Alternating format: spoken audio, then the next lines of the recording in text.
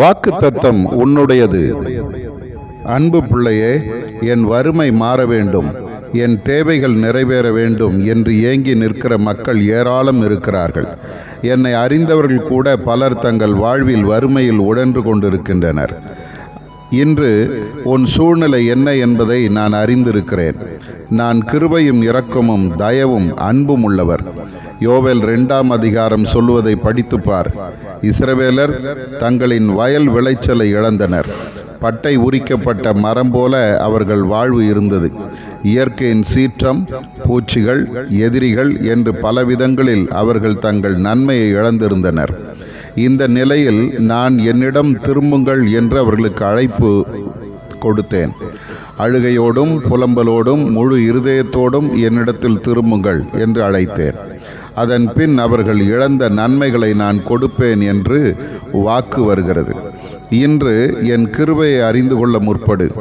நான் உன்னை ஆசீர்வதிக்கும்படியாக என்னுடைய மேன்மையெல்லாம் விட்டு இவ்வுலகத்தில் தரித்திரனாக வந்தேன்.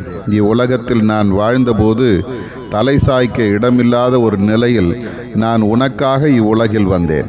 உனக்காக என்னை வெறுமையாக்கினேன். ஏன் தெரியுமா? உன்னை ஐஸ்வர்யவானாக்கும்படியாகவே, உன்னுடைய வாழ்வை செழிப்பாக்கவே. உன்னை சுற்றியுள்ள மக்கள் உன்னை கண்டு ஆச்சரியப்படும்படி உன்னை ஆசீர்வதிக்கவே நான் வந்தேன். சிறியவனை புழுதிலிருந்து எடுத்து எளியவனை குப்பையிலிருந்து உயர்த்துகிறவர் நான் தானே. என்னை விசுவாசி, நான் உன்னை ஆசீர்வதிப்பேன், உன் தேவைகளை சந்திப்பேன். எலியாவை காகங்களை கொண்டு போஷித்தவர் உன்னையும் போஷிப்பேன். தாவீதை ராஜாவாக உயர்த்தின நான் உன்னையும் உயர்த்துவேன். உன்னுடைய சூழ்நிலைகளை என்னிடம் சொல்லு.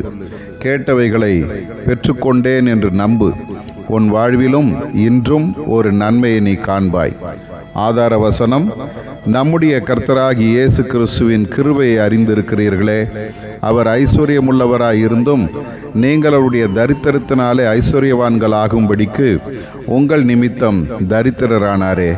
2 கொரிந்தியர் 8:9.